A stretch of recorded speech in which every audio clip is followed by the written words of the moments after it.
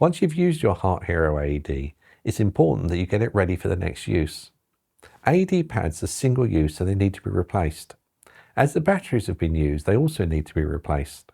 After the resuscitation is complete, the device can be turned off by pressing and holding the green power button. While the green light is rapidly flashing, the battery door should not be unscrewed or removed, which may take a few minutes. Opening the battery door during this time will interrupt the transfer of the event data.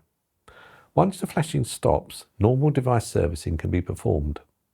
After use, the electrode pads and batteries should be replaced and the device should be checked to ensure that it returns to a ready state.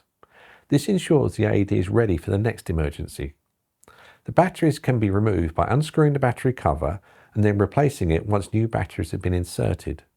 Make sure the batteries are put in the right way round and you don't damage the rubber seal on the cover, and be careful not to cross the threads as you place the cover back in place. Old pads must be removed and replaced with new ones, and then restart the unit and run through the test sequence. If you have any questions, please contact us.